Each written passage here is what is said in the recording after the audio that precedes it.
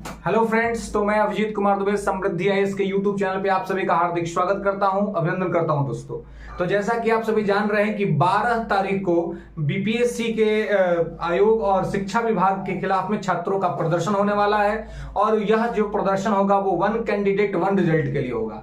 और मैं चाहूंगा कि विद्यार्थी शांतिपूर्ण प्रदर्शन करें और हम लोग सब विद्यार्थियों का समर्थन करते हैं इसके लिए। और साथ ही ये आप सभी के लिए वन कैंडिडेट वन रिजल्ट व्यवस्था सरकार को लाना चाहिए बिना लेट लतीफ किए हुए।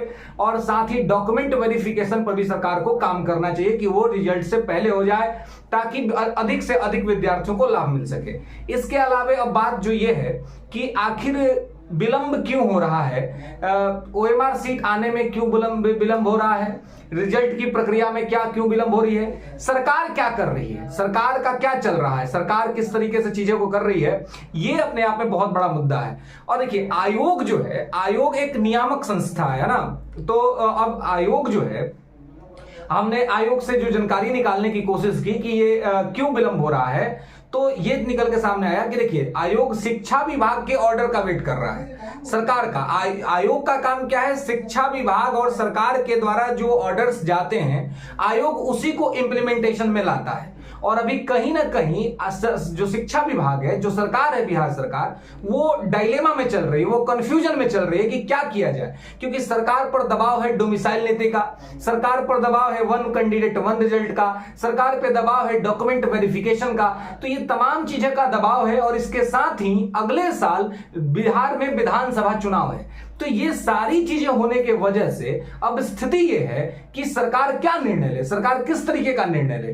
क्योंकि अगर कहीं कुछ इधर उधर का निर्णय हो गया तो संभवतया सरकार को बिहार विधानसभा चुनाव में उसके नकारात्मक परिणाम भुगतने पड़ सकते हैं। और जिस तरीके से बिहार के युवाओं का जो रोष देखने को मिल रहा है, जो ये कह रहे हैं कि यदि one candidate one result system लागू नहीं हुआ तो ये फिर हमारे लिए ठीक नहीं रहेगा, सरकार के लिए ठीक नहीं होगा। और जिस तरीके से इस मुद्दे को बिहार में एक नया जो उभरता हुआ राजनीतिक पार्टी है जो प्रशांत किशोर का, तो वो इस मुद्दे को भी लेकर के आगे बढ़ रहे हैं। तो ऐसी स्थिति में कहीं ना कहीं ये सारी चीजें चल रही हैं और इसके वजह से ना तो अभी तक ओएमआर आया और ना ही अभी तक रिजल्ट के बारे में कोई बात हो रही है। लेकिन जो एक बात और निकल के सामने आ रहा है वो ये है कि मतलब 12 तारीख तक, आज कितना हो गया, आज 10 है ना, आज 10 है, 12 तारीख तक ये चांस है कि ओएमआर आपका आ जाएगा। 12 तारीख तक है ना, इवन उससे पहले भी आ जाए। उससे पहले देखिए, बहुत से लोग नेगेटिव कमेंट भी करते हैं कि ये नहीं हो रहा है, वो नहीं हो रहा है। भाई देखो, जो सूचना आती है वो हम आप लोगों तक पहुंचाते हैं,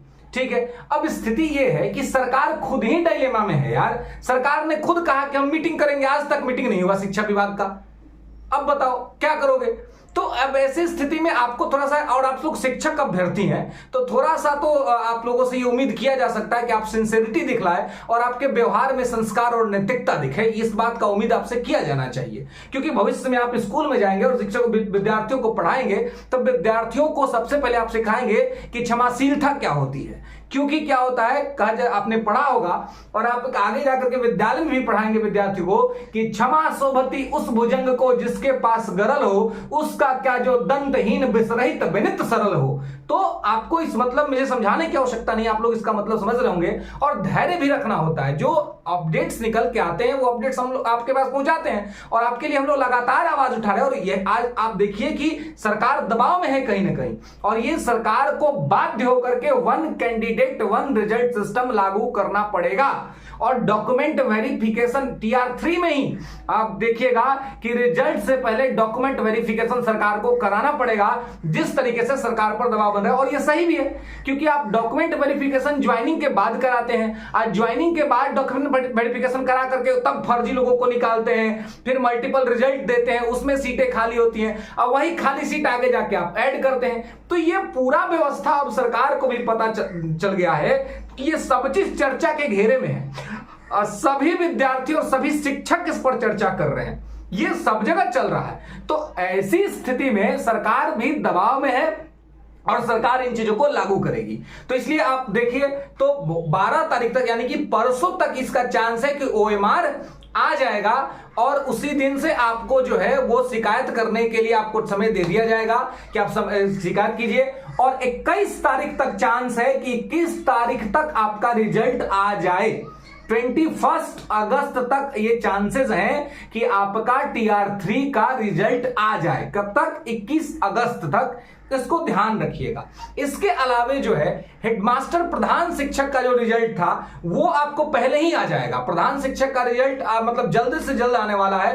15 से 16 अगस्त तक जो है वो प्रधान शिक्षक का रिजल्ट आ जाएगा। तो ये सारी चीजें चल रही हैं, हो रही हैं, लेकिन जो विलंब हो रहा है, अब क्या हो रहा है, सरकार को इतना विलंब नहीं करना चाहिए। एक समय याद करिए कि विद्यार्थी एग्जाम देके निकलते थे, घर आते आते OMR मिल जाता था उनको। इवन कितना लोग घर अपना गाड़ी में रहता था तभी OMR उनको मिल जाता था, तो ये वो लोग मिला लेते थे मिक्स में। लेकिन इस बार बहुत देरी हो रहा है। ये देरी सरकार को नहीं करना चाहिए और सरकार को विद्यार्थियों के हित में निर्णय लेना चाहिए। और मैं ये कहता हूं कि 12 अगस्त को विद्यार्थियों के हित में जो आंदोलन हो रहा है उसका हम लोग समर्थन करते हैं। और आयोग से, सरकार से विनम्रता से हमारा यह आग्रह है कि आप लोग जो है सो विद्यार्थियों के हित में निर्णय करें और 1 कैंडिडेट 1 रिजल्ट व्यवस्था लागू करें। डॉक्यूमेंट वेरिफिकेशन पहले करा ले ताकि अधिक से अधिक विद्यार्थियों को मौका मिल सके और मल्टीपल रिजल्ट सिस्टम को खत्म किया सके। और जिस